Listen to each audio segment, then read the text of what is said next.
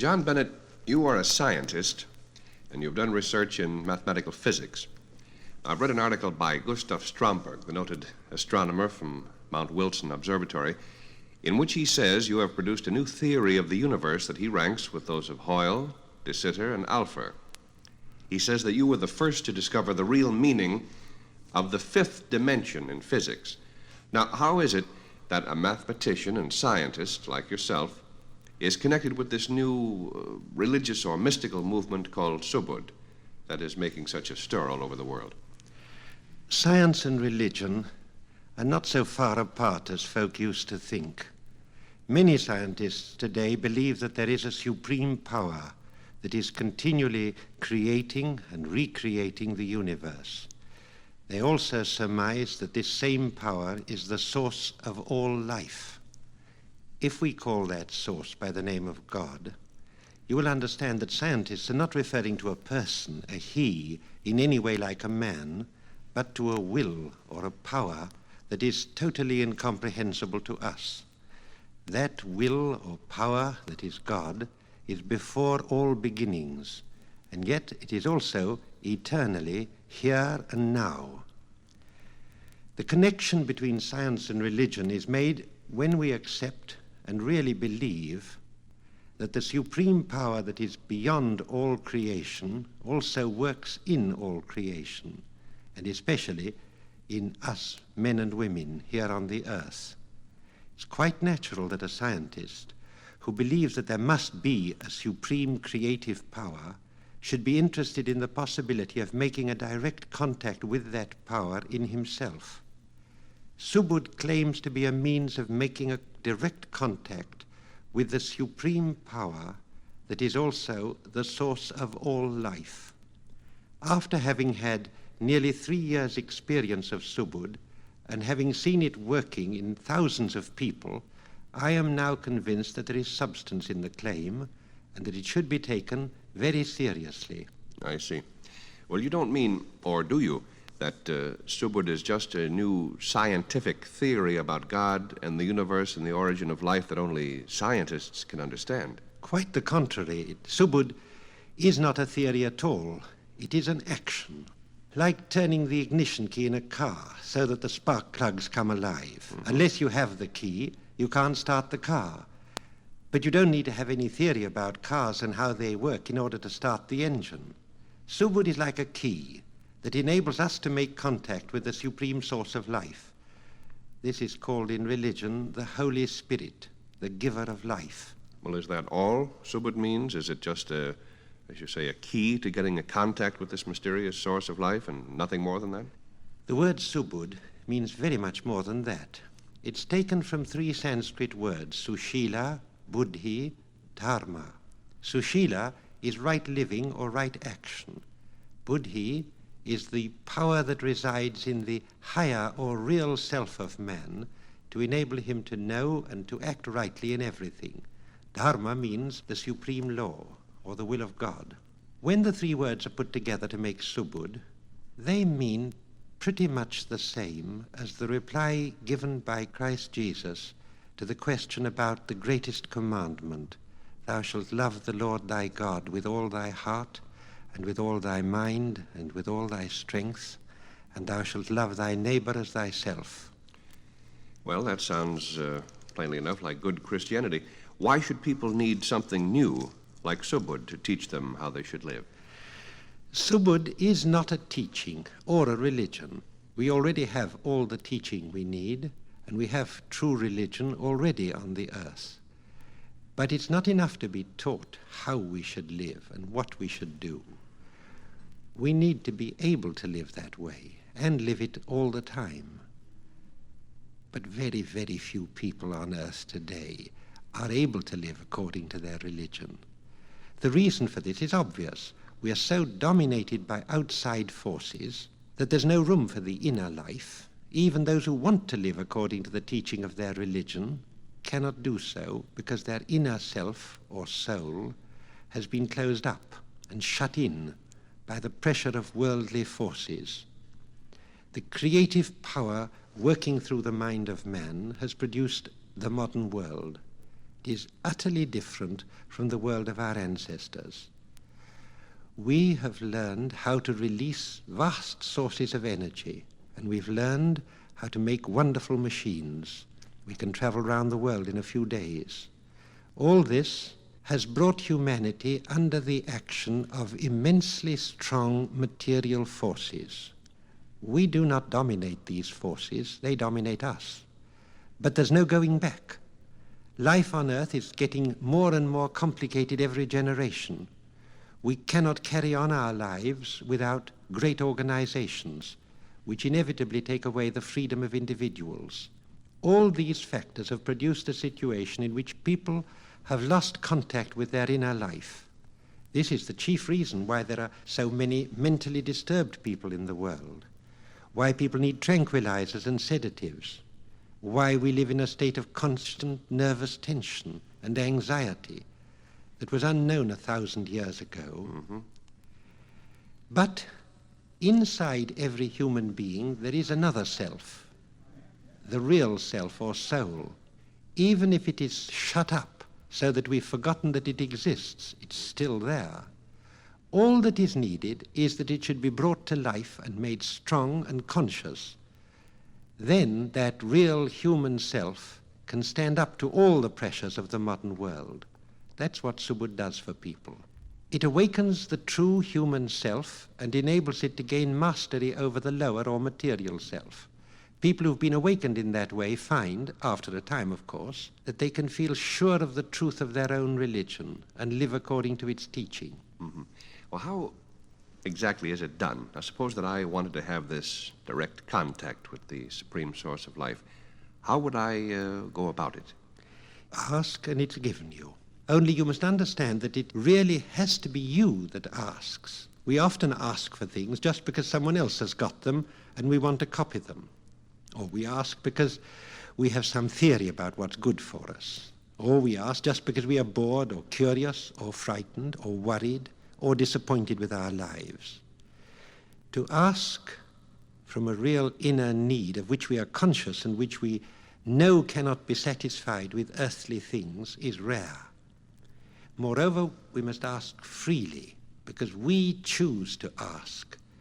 We men have been created with our human will free to accept or to reject the divine will. That freedom is not taken from us as long as we live on this earth. Therefore, ask and it shall be given you is not quite such a simple action as it sounds. Most people are divided in themselves. With one part, they want to ask for the inner life. But with another part, they're afraid of losing what they treasure, the outer life. This inner division or inner conflict is characteristic of modern man. Perhaps men have always been like that. Certainly they are now. And this human weakness of ours, our inability to ask wholeheartedly for anything, even eternal life, is also taken into account in Subud. True asking must come from the true self, that is the inner self or the soul. But this has been closed up, and a channel must be opened in order to reach it. To overcome this difficulty, the contact is made with the help of another person who has already received it. If the power of life is working strongly enough in that other person, he or she can act as a link or channel, and the contact is made, even if the asking is weak, faltering, and full of doubt and hesitation, as it so often is. This is called in Subud the opening or initiation. It's like handing someone the key of his own car so that he can drive it himself. Until he has the key, he can't drive. But once he's been given the key, the person who handed it to him isn't needed anymore. Well, is this procedure you have just described, this opening or initiation, all that there is to Subud? No. The driver who should drive the car is the true self or soul. But this self, in nearly all people, is still a child, or perhaps not even born yet. He has been deprived of contact with the world and has no experience of life. Our minds and bodies are not used to living under the guidance of the soul. All kinds of bad or stupid habits have been formed in us. that prevent us from responding to the true self or master within us. In order to reach our true nature, and by that I mean the state of a real human soul in a real human body, a whole process of purification, repairing, strengthening, and renewal is needed. As body and mind are being prepared to receive it, the soul itself must be born and grow to maturity. This is a great and wonderful transformation, the need for which is taught in all religion, but it takes time, and we cannot do it by ourselves. It is brought about in us by renewed contact with the source of life from which we came. Well, if the contact has to come with the help of another person who has already received it, as you've explained, then how did it all start? It must have started somewhere, or would you say it's been going on forever? My own belief, after nearly 3 years' experience of Subud, is that the first opening came directly from the supreme source of life, that is, from God. It came in 1924 to a man named Muhammad Subud, or as he's now called, Pak Subud. He was then 24 years old, and he has described how one night he began to feel the presence in him of a force of life that was something like a great light filling him. He then experienced the opening, and he says that for nearly 3 years this was repeated every night, sometimes for a short time, sometimes for several hours, and that was the origin of the Subud Latihan. But that time, Pak Subud did not realize that it could be transmitted to others.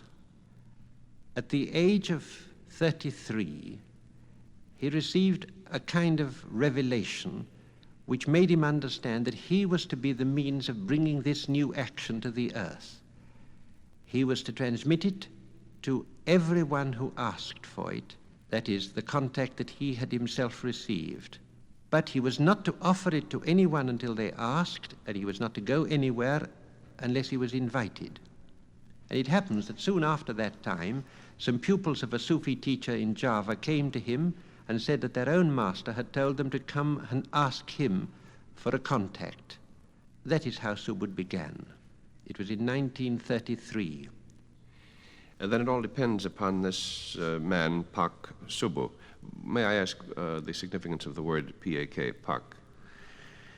The word Pak is short for Bapak, which means father. It is simply a polite title that is given to any man who's respected in Java. There's nothing special about it. I see. Now, is there no other way of getting the contact except through him? Yes, there is. And this is, in my opinion, the strange and perhaps unique feature of Subud. The contact can be given equally well by anyone who's received it. That is, anyone whose inner self has been awakened by the power of life.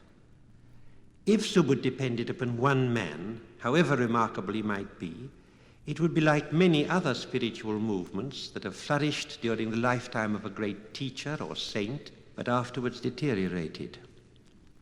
Subud can be transmitted without meeting Pak Subud. In fact, there are thousands of people who have received the contact without having seen him. Anyone in whom this power is working strongly can be a means for others to receive it. And what's more, the transmission doesn't depend upon the personal qualities of the people concerned. I myself received the contact in 1956 and did not meet Pak Subud until 1957. And I then could verify that what I had received was exactly the same, both in quality and strength, as what was received by those initiated by him personally. This is something remarkable because it means that everyone who receives the contact and allows the power to work in him soon becomes a source from which others can receive it. That's why I've called Subud a spiritual chain reaction. A chain reaction occurs in physics when each fissioned atom in turn becomes a source for the fission of other atoms.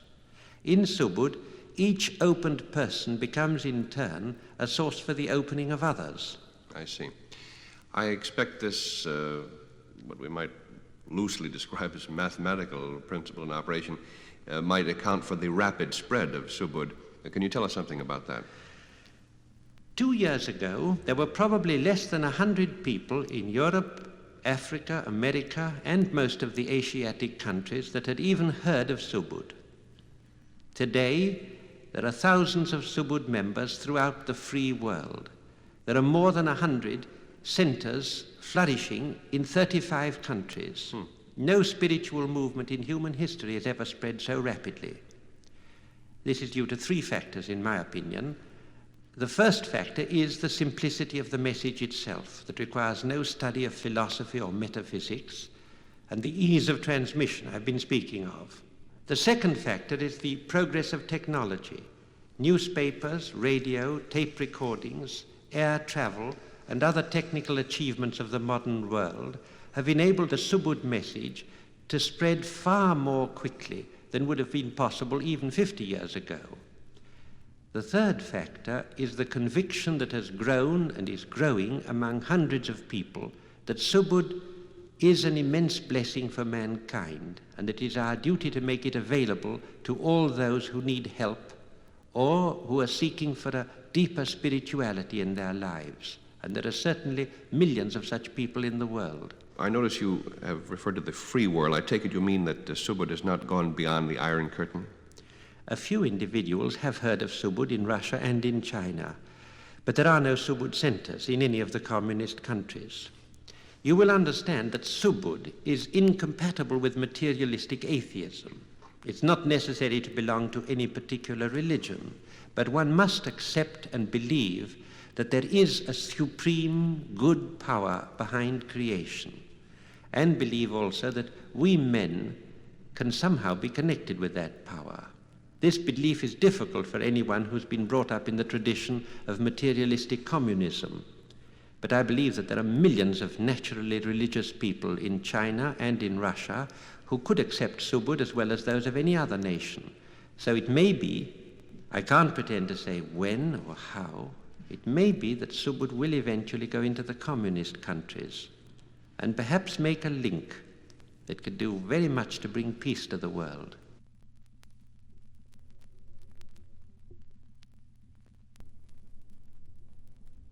Now let's get back to the question of this Subud action. What does it do for people? Does it change their lives? It gives them the taste of life. Most people are only half alive, less than half, because the most important part of them, that is their true self or soul, isn't alive in them yet. The action of Subud is to bring life into every part of us. Well, can people tell with any certainty when this has happened to them? Not always at once, but with most people it only takes a few weeks before they feel that a new force of life has entered into them. Mm-hmm. Can you say a little more about how Subud works? I'm not sure I entirely grasp what you mean when you say that it is an action and not a theory. Does it work without people knowing, that is, in their subconscious mind, or does it depend on them actively cooperating with it? And if so, how can they cooperate if they don't know precisely what it is? How shall I answer that? Think of an athlete working with a trainer. The trainer shows him what to do, but the athlete must do it himself. In Subud, the trainer is inside us, that is, our own real or higher self or soul. This is deeper down in us than what is called the subconscious mind. Some psychologists call it the superego. But the superego cannot work unless it is in contact with a power that is beyond itself. That's what I call the supreme power of life. When this contact is made, we begin to feel something stirring in us. Something is felt, sometimes like a faint electric shock. Sometimes it's like a vibration or sensation. People also find that the inner self becomes peaceful and receptive, and the body itself begins to respond to that. It continues to work in us as long as we wish it, that is, as long as we accept the action, and when we wish it to stop, it stops. Being a product of our Western, rather materialistic civilization, I am therefore naturally driven to ask, Could you describe the action more specifically? It's not so easy. I'm often asked this question, and the reason why it's difficult to speak about in detail is that it's different for different people. No two people are alike, and therefore no two people require exactly the same action. If the Subud action was something fixed, it would be fairly easy to describe, like the spiritual exercises used, let's say, in yoga or Zen Buddhism, or even the spiritual exercises used by monks in the Christian church. Such exercises can be described and taught because everyone does more or less the same thing. But the Subud action is entirely individual and spontaneous. It's not only different for different people, but even in the same person, it changes all the time. Now let me see if I can give you something to picture it. Supposing that you've been sitting a long time in a cramped position. You get up and stretch yourself quite spontaneously. You move about and stretch just according to the way your body's been cramped. In Subud, the whole of us is moved about and stretched in that way. Not only our bodies, but our feelings and our thoughts as well. That's only the beginning. As the action goes deeper and deeper, it releases tensions and conflicts. It frees the mind from its habits. It cleans up and revives everything. And people do become healthier, stronger, quieter, and more confident. And as time goes on, improvements in their moral character are also observed. All this is what is called in Subud purification. Everyone who's experienced this purifying action for some time recognizes it and knows for himself or herself what it is doing and where it is leading.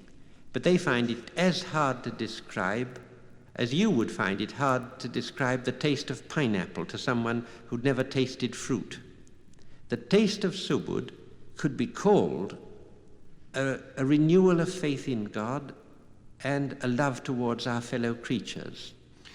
Well, it seems that Subud is something like a new religion if it leads people back to faith in God. No, Subud is not a religion, because every religion has its own creed, its own form of worship, and its own church. Subud has no creed, no form of worship, and no church. I said that it is an action, not a theory. It is an action and not a creed. It is just because Subud has no form of its own that everyone can come to it without changing anything in his own religious beliefs and practices. Mm-hmm. No one in Subud has ever found that his faith has been disturbed. On the contrary, hundreds of people who were very poor Christians and knew it have found their faith renewed, and they've gone back to their church since coming to Subud. I see. I'm going to ask this fundamental question again. How does one know it is working, and can one be mistaken, or can the process go wrong in any way? All I can say is that the taste is unmistakable when you have it. The nearest I could go to describing it is that it is a state of inward peace and detachment in which one feels able to stand apart from that ordinary self of ours that is disturbed and worried and busy with many things. And this state of inward peace continues after the Latihan is finished. Many people report that they quickly get a sense of freedom. They're no longer so easily disturbed or worried by the things that happen at home or in their office. And of course, many also report improvements in health.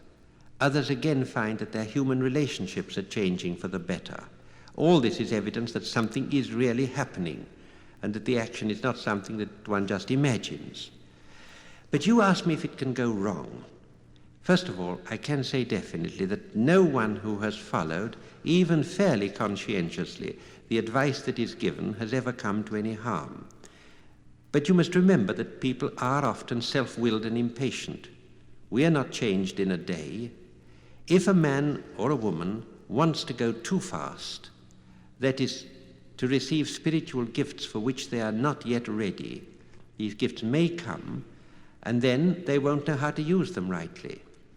That is why in Subud, people are given advice to follow the latihan only under the supervision of experienced people for some weeks or even months before they attempt to do it alone.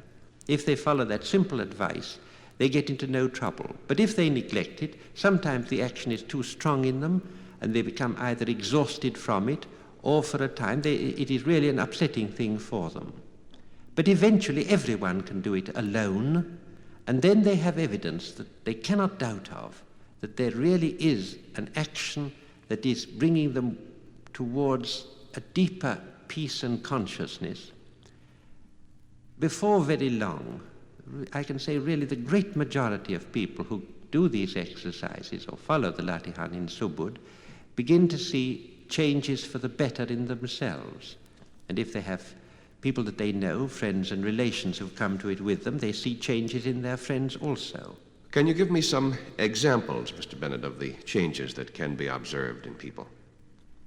The benefits are of different kinds. First, there is bodily health, both so-called cures and also a general increase in vitality and physical well-being. Second, there is all that can be described under the heading of peace of mind. Third, there are the changes in human relationships. Fourth, there is the improvement of personal character. Fifth, there is an increase in overall efficiency in the conduct of our outer life. The sixth kind comprises the awakening and development of various psychic faculties such as clairvoyance, telepathy, ability to receive indications regarding future events, and so on.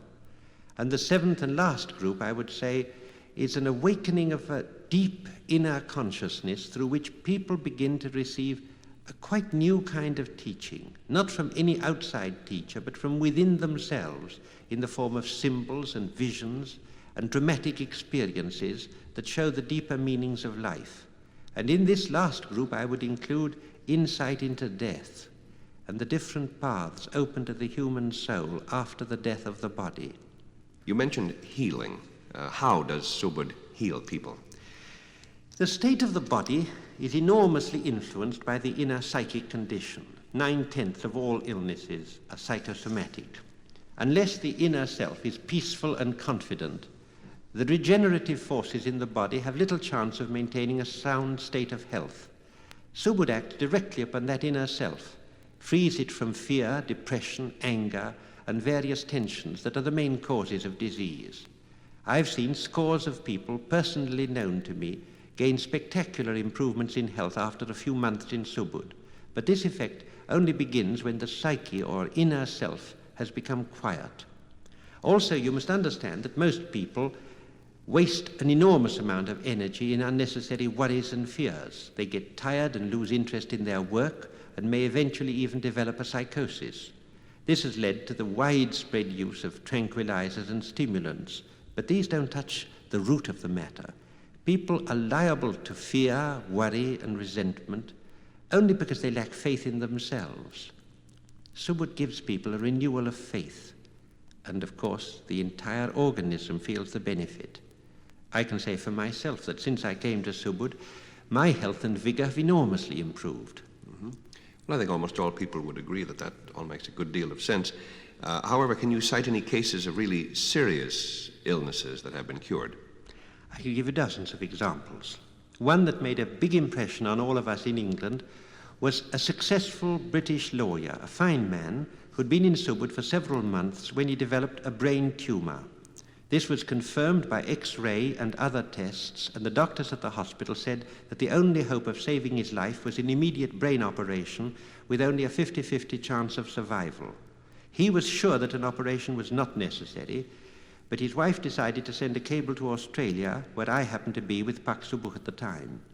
A cable was sent that the operation was not necessary and that he would soon recover. Next day, the acute head pain subsided, and within a week, he was again X-rayed, and there was no trace of the tumor.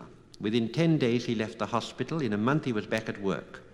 That happened just a year ago, and there's been no return of the trouble. In fact, he's now fitter than he's been for years. I'd like to go on telling you stories of such remarkable cures, but you must understand that Subud is not primarily for healing. Subud always says that people in Subud should receive ordinary medical treatment and never look for cures. They do not come by any means to all sick people in Subud, but even those who are not cured are nearly always improved just because they gain peace of mind. Now, you've mentioned the effect of Subud on human relationships. Would you care to say a few more words on that subject? The most important human relationship is undoubtedly that of the family. One of the saddest features of our modern world is the terrifying number of broken marriages and of antagonism between parents and children. Within a few months of Subud coming to England, we noticed, and we were amazed to see, how the relationships between scores of husbands and wives were improving. Sometimes there were marriages really on the point of breaking up, and they were going their own different ways. And after 2 months, I've seen people come and say, we found each other again. And I can tell you that was worth hearing. And the strange thing is that the improvement often comes when only one of the partners practices the latihan, and then the other, who may be quite antagonistic to it at first, comes along just by himself or herself and says, I'm going to try this too. And then they have something that they can really share. Well, I think up to now, most men of intelligence and goodwill would accept a great deal of what you say, all of it perhaps. But we get now into a more obscure area, the matter of more advanced benefits. Do you actually claim that anyone can develop psychic gifts by practice of the latahan? I believe that all human beings have latent powers that are not developed by ordinary education and are covered up by our modern conditions of life. As our inner self is opened and begins to grow, these powers develop spontaneously. Certainly they're not strong for everyone. Just as some people have a gift for mathematics or for painting, so there are also specialized psychic gifts. But there are some gifts or powers that are really necessary for all of us. For example, we all need a greater insight into the inner condition or state of other people with whom we have to deal. We can't understand people from the outside only. In Subud, we see people really do begin to develop that insight, that sympathy for the condition of the people they deal with. And this, I believe, can be the foundation of a new kind of human society in which people will be able to agree and work together because they really understand one another. And if I may say about myself, I have been really quite astonished. I've never been a person who's had anything like a sort of telepathy or something like that. But since I came to Subud, I've really been astonished to find how often I really know what is going on in another person. Nobody can describe how strange this is until it has come to them.